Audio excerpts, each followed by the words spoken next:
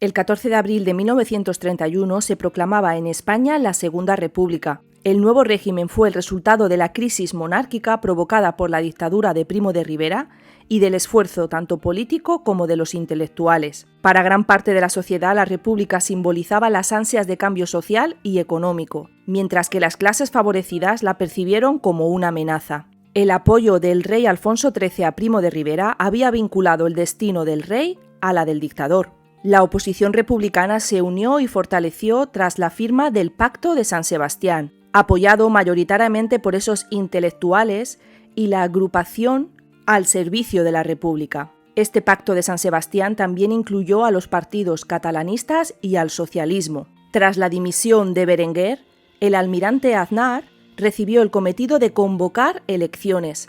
Se hicieron comicios municipales el 12 de abril. Se había previsto que primero fueran municipales, para reducir esa influencia republicana, ya que pensaban que las municipales serían más fáciles de controlar mediante las viejas redes caciquiles. La campaña electoral adquirió un matiz plebiscitario, es decir, que se cuestionaba la naturaleza del Estado, o monarquía o república. Los monárquicos se presentaron a las elecciones como los defensores del orden, la patria, incluso llegaban a recordar el 2 de mayo como ejemplo contra el invasor soviético. Tenían apoyos en el campo. La izquierda se unió en una conjunción republicano-socialista y su campaña fue más pragmática. Se centraron en las ciudades, lejos de esas redes caciquiles. Tenían el apoyo del moderado y católico, pero republicano, Niceto Alcalá Zamora, que va a transmitir seriedad al movimiento. Atacan al rey y a todos los implicados en la dictadura de Primo de Rivera, el caciquismo o el desastre de Anual. Las elecciones municipales del 12 de abril transcurrieron con normalidad y fueron ganadas por los monárquicos, que lograron mayor número de concejales, pero los republicanos socialistas vencieron en la mayoría de las principales ciudades del país, donde ese voto era más libre y lejos de la influencia caciquil. Al ser unas elecciones con carácter plebiscitario, triunfó la República. El propio rey entendió el deseo de su pueblo. Se negoció con el Comité Republicano de Madrid la salida del monarca, que marchó al exilio en Francia. Fue el Ayuntamiento de Éibar donde se izó la primera bandera tricolor, pero Madrid simbolizó como ninguna otra el entusiasmo despertado por el advenimiento de la República. El 14 de abril una multitud ocupó las calles y se congregó frente a la Puerta del Sol. Desde el balcón del ministro de la Gobernación quedó proclamada la Segunda República. Este régimen se vio como una oportunidad para las clases populares frente a la tradicional preponderancia de las élites. El Comité Republicano pasó a llamarse Gobierno Provisional. Era un gobierno formado por republicanos con la presidencia de Niceto Alcalá Zamora, que era una derecha liberal republicana, pero con miembros del PSOE, como Fernando de los Ríos en Justicia, Francisco Largo Caballero en Trabajo, Indalecio Prieto en Hacienda, pero también Alejandro Lerroux del Partido Republicano Radical. Manuel Azaña de Acción Republicana sería el ministro de Guerra. Fuera de esta coalición quedaba la derecha monárquica, los nacionalistas vascos y el obrerismo más radical de comunistas y anarquistas. No se trató de un gobierno provisional revolucionario, la mayoría eran hombres de clase media conscientes de la necesidad de modernizar el país y hacerlo por la vía democrática y legal. Todos asumían que la función prioritaria era primero asentar la República, hasta poder convocar unas Cortes Constituyentes que fueron fijadas para el 28 de junio. Mientras tanto, se iba a emprender reformas mediante decretos ministeriales. Este gobierno provisional emerge en un contexto internacional especialmente delicado y complejo. Se asiste a la expansión de los fascismos y los nacionalismos autoritarios, y también la alternativa que representaba el comunismo soviético. Se ve un claro retroceso de las democracias y una radicalización ideológica. También esta Segunda República coincide con la crisis mundial provocada por el crack bursátil de 1929 en Estados Unidos. Hasta la publicación de una constitución, el gobierno provisional va a dictar decretos ministeriales. De esta manera se van a adoptar las primeras medidas. El laboreo forzoso. Esto significaba no dejar las tierras en manos muertas y fomentar el empleo o venta de las tierras para su trabajo. Destaca la labor de Largo Caballero. También Largo Caballero va a fomentar la jornada laboral de 8 horas. Las demás horas van a computar como horas extras. Marcelino Domingo destaca porque se van a crear miles de escuelas, puestos de profesores y bibliotecas. El decreto Azaña, recordad que Azaña era ministro de Guerra, va a crear un profundo malestar en las filas del ejército. Por un primer decreto se obligaba a los militares a jurar fidelidad a la República. Por otro, se ofrecía el paso a la reserva con el sueldo íntegro a todos los generales y oficiales que así lo solicitasen. Era una manera de evitar golpes de Estado y enemistades con el ejército. Además, se va a suprimir la Academia Militar de Zaragoza, que dirigía en ese momento un joven general Francisco Franco. Además de con el ejército, van a surgir tensiones en Cataluña. El mismo 14 de abril, Francesc Macià, líder de Esquerra Republicana, decidía proclamar desde el balcón de la Diputación la República Catalana como Estado integrante de la Federación Ibérica. Se trataba de una fórmula, la de federación, que no contemplaba el gobierno provisional, que parecía inclinarse más por las autonomías. Además, no se habían celebrado aún elecciones a Cortes y por tanto no existía una constitución. La crisis se resolvió restaurando la Generalitat como gobierno autónomo y la promesa de la redacción de un estatuto de autonomía que sería sometido a referéndum en agosto de 1931. Pero para entrar en vigor oficialmente había que esperar a ser aprobado en Cortes. Otros de los enemigos de este gobierno provisional será la CNT anarquista, que promovía una amplia campaña de huelgas, y los enfrentamientos entre la Iglesia y el nuevo gobierno fueron inmediatos, ya que el viejo anticlericalismo va a aflorar, y en 1931, en la primavera, diversas iglesias y conventos fueron asaltados y quemados. La opinión pública católica se alejó desde un primer momento de un nuevo régimen republicano que no los defendía. En el campo la tensión no era menor. El campesinado esperaba con ansias el reparto de tierras, mientras que los terratenientes estaban dispuestos a defender sus posesiones. Desde el minuto 1, este gobierno provisional va a tener que lidiar con los problemas del retraso español, esas estructuras agrarias desiguales y arcaicas que venían desde la época de las desamortizaciones, industrias demasiado básicas, las grandes familias del ejército y la iglesia, el centralismo enfrentado a los nacionalismos y las autonomías, el atraso educativo y el alto analfabetismo, el crack del 29 que llegó a España, ese fuerte anticlericalismo, llegándose a establecer el estado de guerra en mayo de 1931. También se va a crear en 1931 el Partido Acción Popular, por inspiración del Vaticano, en torno al cual se va a vertebrar después, en 1932, el gran partido de la derecha católica, la CEDA. Y a esto se le une la crisis de confianza y fuga de capitales extranjeros por miedo a que en España se instaurase un sistema o gobierno demasiado revolucionario.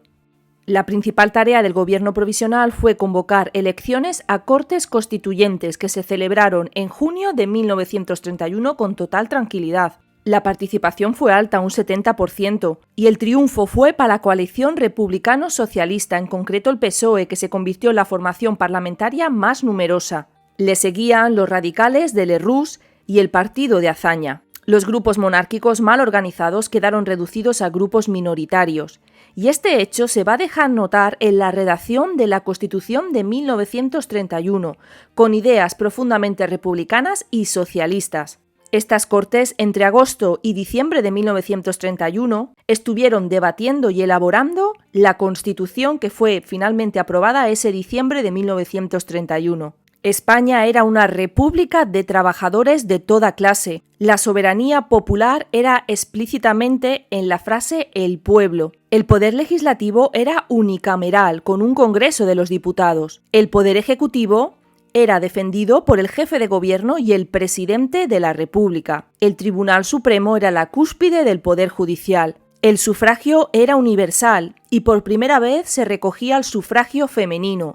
Las mujeres votarán en 1933. En el texto aparece que España es un Estado integral. Esta forma reconocía la existencia de autonomías y regiones, por lo que contemplaba la aprobación de estatutos de autonomía para dichas regiones, que debían ser sometidas a referéndum en su región y debían ser aprobadas por las Cortes. Incluía una extensa serie de derechos individuales, como el acceso a la seguridad social, protección del trabajo infantil y femenino, la limitación de esa jornada laboral, el matrimonio civil, la legalización del divorcio. La cuestión religiosa fue la más conflictiva. Se opusieron al Estado laico diputados como Alcalá Zamora y también los vascos navarros. España era un estado aconfesional, por lo que el catolicismo dejaba ser la religión oficial, había libertad de cultos. El Estado dejaba de financiar a las iglesias. Se prohibía también a las congregaciones religiosas la práctica de la enseñanza. Esta cuestión va a provocar la primera crisis dentro del gobierno de la República. Niceto Alcalá Zamora va a dimitir, siendo sustituido por Azaña, pero Alcalá Zamora regresará en diciembre como presidente de la República. Tras aprobarse la Constitución, se inició un nuevo periodo, conocido como el Bienio Reformista o también Bienio Social Azañista, por la preponderancia del PSOE y de Azaña. El presidente de la República será Niceto Alcalá Zamora y el de gobierno Manuel Azaña. La reforma agraria llevaba ya tiempo en la mente de los reformistas republicanos. Recordad esas desamortizaciones y la necesidad que apuntaba el regeneracionismo. En septiembre de 1932 se va a publicar la Ley de Bases de la Reforma Agraria, que buscaba el reasentamiento de campesinos sin tierra en aquellos latifundios que eran insuficientemente explotados. La reforma consistía en la expropiación de fincas no explotadas directamente por estos propietarios y su entrega a los campesinos en régimen de arriendo. Se iba a indemnizar a los afectados, excepto a la alta nobleza, es decir, a los grandes de España. Para ello se creó un Instituto de la Reforma Agraria, el IRA, que era el encargado de aplicar la ley. Pero la organización resultó lenta y demasiado burocrática. Su aplicación fue un fracaso y muy pocos campesinos se beneficiaron de la ley. Esto provocó una profunda decepción y por otro lado se creó una gran alarma entre los terratenientes. Largo Caballero continuará con su programa de reformas laborales iniciadas ya durante los decretos ministeriales del gobierno provisional. Se va a crear la Ley de Contratos de Trabajo, definiendo el sistema de contratación, Ley de Jurados Mixtos para la solución de los conflictos laborales, y convenios colectivos y la regulación de las vacaciones. A pesar de esto, la conflictividad social no disminuyó, sino que durante este periodo se sucedieron huelgas y protestas. Uno de los objetivos de este bienio reformista fue reforzar la autoridad del Estado republicano frente al ejército. Ya vimos cómo la reforma de Azaña buscaba reducir el enorme número de oficiales profesionales, conocido como macrocefalia, reorganizando la administración y la enseñanza militar. Además, se pretendió lograr la fidelidad de estos militares a la República, obligándolos a jurar lealtad al régimen. Las reformas no gustaron a muchos militares, aunque gran parte del ejército se mantuvo fiel a la República. Otro de los objetivos fue la de reforzar la separación de la Iglesia y el Estado, privando a la Iglesia de funciones que se consideraban estatales. Además de lo que ya recogía la Constitución de 1931, en 1933, mediante la Ley de Congregaciones Religiosas, se suprime y cierran colegios religiosos. Esto supondrá una imprudencia, porque va a ser aprovechado por la derecha como un arma política, ya que todavía la República no contaba con una red estatal de escuelas potente y suficiente para recoger a todos esos alumnos de los colegios religiosos cerrados. En 1932, la ley del divorcio, la secularización de los cementerios, la enseñanza religiosa dejó de ser obligatoria y en las escuelas se suprimieron símbolos como el crucifijo. En política educativa y cultural, la Segunda República estuvo marcada por la influencia de la institución libre de enseñanza. Defendía la idea de una escuela unificada, es decir, laica, obligatoria y gratuita, que asegurara a todo español una igualdad de oportunidades. La expulsión de esos jesuitas y de las congregaciones religiosas obligaban al gobierno a realizar un gran esfuerzo educativo. Para extender la cultura y la educación en las zonas rurales se pusieron en marcha las misiones pedagógicas, promoviendo representaciones teatrales, coros, museos ambulantes, cines, bibliotecas circulantes, divulgación de técnicas agrícolas y sanitarias. Como ejemplo, podemos destacar aquí el grupo de teatro universitario La Barraca, promovido por un joven Federico García Lorca. Ya vimos cómo el problema de los nacionalismos periféricos se puso de manifiesto el 14 de abril, cuando Macià proclamó la República Catalana dentro de la Federación Ibérica. Finalmente aceptó plegarse al gobierno de Madrid a cambio de obtener un gobierno autonómico o conocido como Generalitat de Cataluña. El Estatuto de Autonomía de Cataluña fue aprobado en septiembre de 1932. Ese noviembre, Cataluña celebró sus elecciones, que fueron ganadas por la Esquerra Republicana de Macià, como presidente de la Generalitat hasta su muerte en 1933. Va a ser sucedido por Lluís Companys. En cambio, el Estatuto Vasco va a ser bloqueado por los gobiernos de centro-derecha durante el siguiente bienio de la República, entre 1933 y 36. De hecho, el Estatuto Vasco será aprobado en octubre de 1936, en plena guerra civil. El bienio social hazañista tuvo que enfrentar diversos problemas, como las conspiraciones monárquicas. En agosto de 1932 hubo un intento de golpe de Estado a manos del general Sanjurjo en Sevilla, que fracasó. Este fallido pronunciamiento se conoce como la Sanjurjada. Sanjurjo será condenado a pena de muerte, pero va a ser conmutada por el presidente de la República. Y finalmente va a ser amnistiado en abril de 1934 y se exilió a la localidad portuguesa de Estoril. Es importante porque Sanjurjo será participante de la conspiración del 18 de julio.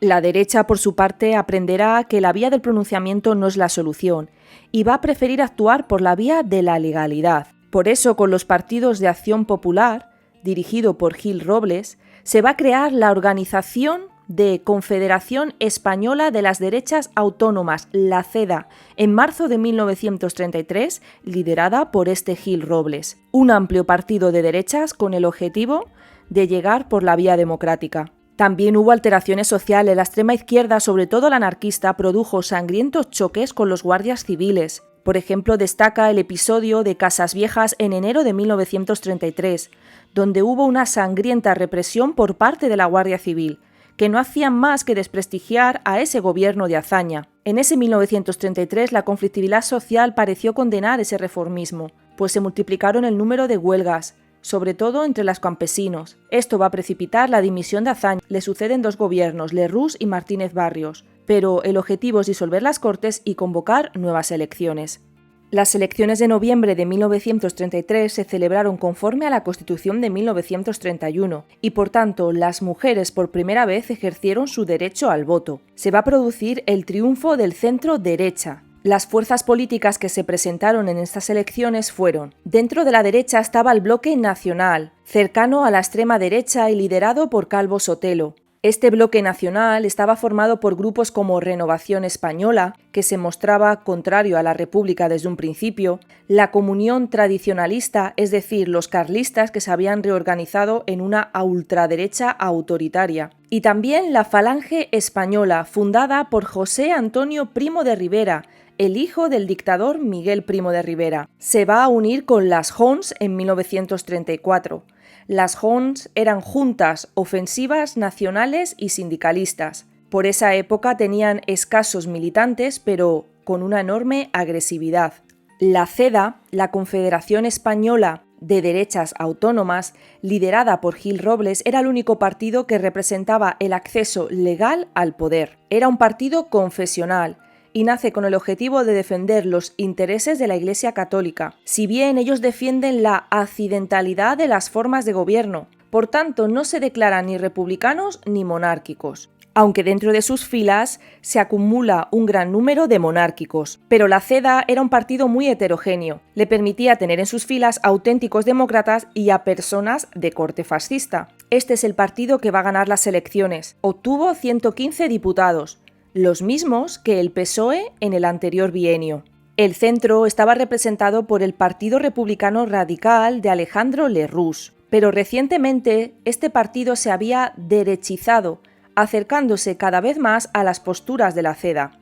Obtiene 102 diputados. A la izquierda nos encontramos con el PSOE, que ya tenía dos vertientes, una ala izquierda dirigida por Largo Caballero, y un centro, en el que destaca Indalecio Prieto. El Partido Comunista, que se había creado en 1921, tiene escasa fuerza todavía. En cuanto a los partidos regionalistas, la Liga Regionalista va a competir con la CEDA. Recordad que la Liga era muy moderada y burguesa. Esquerra Republicana de Cataluña va a ser preponderante entre las clases medias. En Euskadi estaba el PNV. Viendo los resultados de las elecciones, se hacía impensable gobernar sin el apoyo de la CEDA, pero a su vez la CEDA debía tener en cuenta al segundo partido más votado, al Partido Radical de Lerroux. La izquierda y principalmente el PSOE veían a la República como algo suyo y no imaginaban que pudiera gobernarse desde la derecha. El PSOE, por su parte, consideraba a la CEDA como un partido fascista y por tanto estaban decididos a desencadenar una revolución social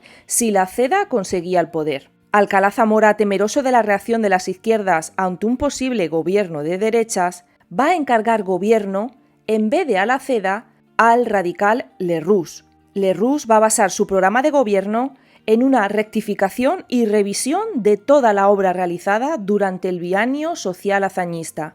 Aunque no se va a modificar la Constitución y se va a mantener algunas reformas como la del Ejército, se va a dar una ley de amnistía para los participantes de ese intento de golpe de Estado de la Sanjurjada. También se propone la revisión de la Constitución para que el poder legislativo fuera bicameral. Se van a suprimir las leyes anticlericales. Se va a derogar la reforma agraria. Se van a reducir las medidas sociales y se va a hacer frente a las autonomías regionales. Se suspende el Estatuto catalán en 1934 y se va a paralizar el proceso autonómico en el País Vasco y Galicia.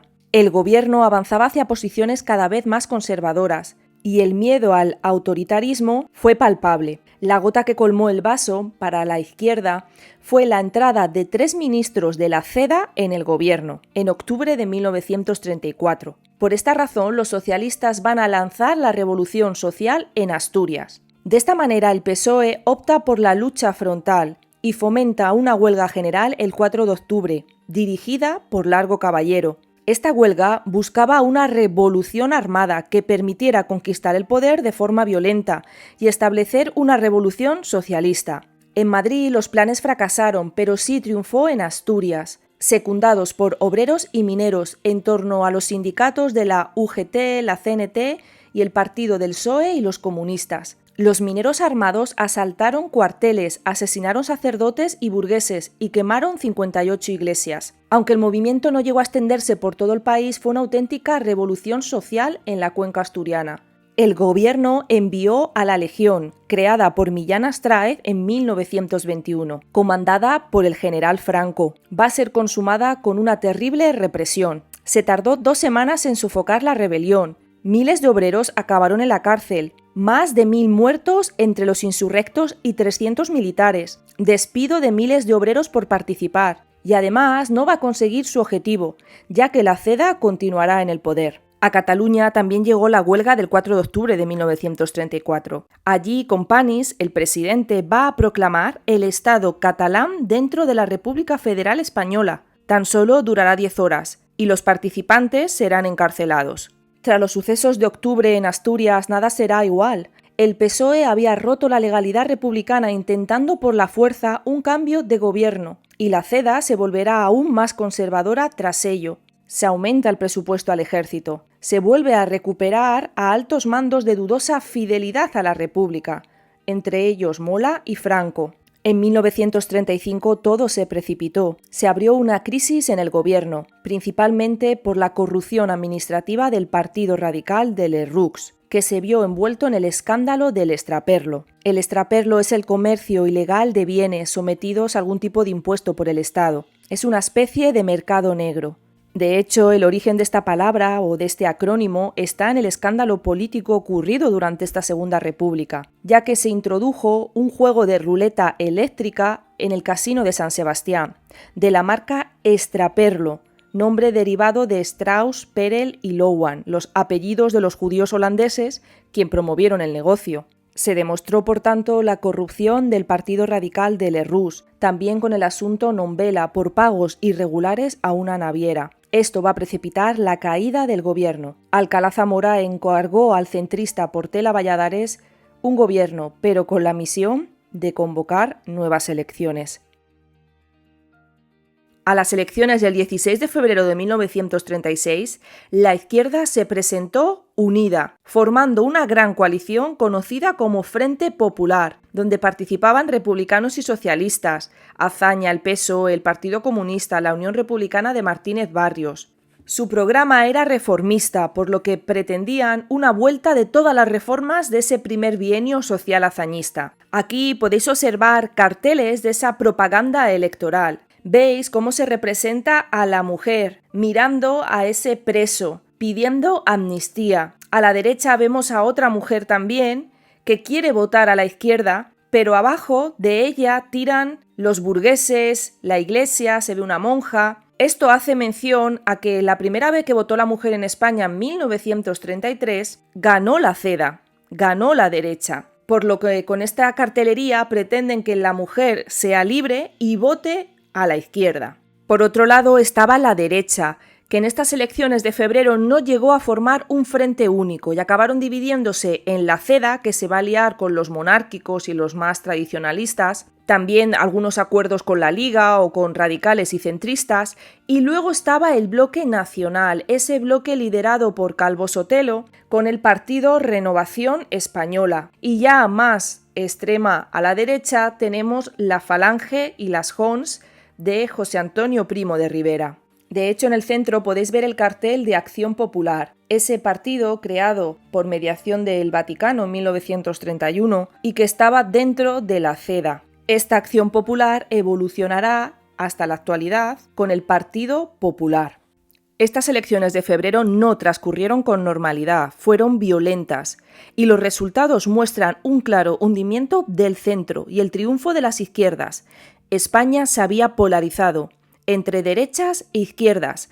De hecho, recientes estudios por parte de historiadores como Manuel Álvarez Tardío y Roberto Villagarcía demuestran el fraude electoral. Aquí tenéis, por ejemplo, un acta de Jaén con tachaduras y números cambiados. De hecho, en Jaén también hubo más urnas con votos que votantes. También se ha demostrado en A Coruña, Cáceres o Valencia. Se ha calculado que al menos el 10% de los escaños, es decir, casi unos 50, fueron ganadas por el Frente Popular de forma fraudulenta. También Niceto Alcalá Zamora llegó a decir tras los resultados que España se había vuelto Coruña, haciendo mención a los fraudes de dicha provincia. A tenor de los resultados, Alcalá Zamora encargó gobierno a Azaña, que va a establecer una amplia amnistía para todos esos presos y huelguistas de la Revolución de Octubre. Va a poner y reanudar la reforma agraria. Va a abrir de nuevo el Parlamento catalán, así como la serie de decretos sociales y agrarios que van a ir caldeando el ambiente. El bloque nacional de derechas, tras las elecciones, va a planear una coordinación de fuerzas contrarrevolucionarias. La iniciativa será llevada por Calvo Sotelo y el sector más derechista de la CEDA, representado por Serrano Súñer. Estaban dispuestos a pasar a la acción. Por otro lado, la Junta Suprema Militar Carlista preparaba un alzamiento,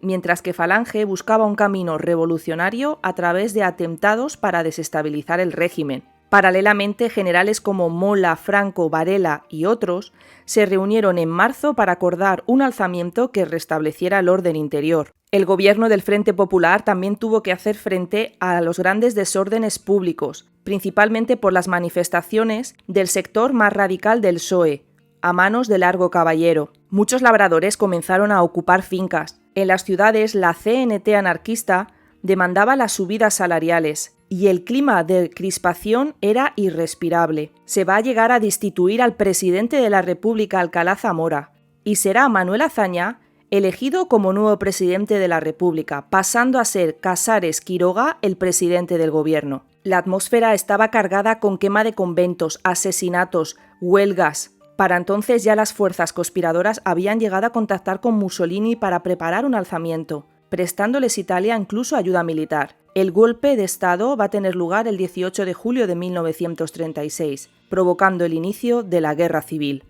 En cuanto a las realizaciones culturales dentro de la Segunda República, ya vimos que previo a la instauración de la República, muchos personajes del mundo de la cultura e intelectuales se declararon favorables a un movimiento republicano. José Ortega y Gasset y Gregorio Marañón formaron parte de esa agrupación al servicio de la República, a la que se llegaron a integrar poetas como Antonio Machado. Una vez instaurada la República, algunos intelectuales como Unamuno criticaron duramente la organización del Estado en regiones y defendió con acritud en las Cortes la lengua castellana frente al bilingüismo que establecía el Estatuto catalán. Ya vimos también durante el bienio reformista sus programas de reforma educativa y la política de extensión cultural a través de las misiones pedagógicas o las compañías teatrales, como La Barraca, proyecto personal dirigido por Federico García Lorca. A partir de 1933 los intelectuales perdieron protagonismo, con la llegada de ese bienio de derechas o radical cedista. Hubo cierto desengaño colectivo sobre el papel que hasta entonces había representado los hombres de cultura en la República. En este periodo siguen destacando los hombres de la generación del 98 y del 14,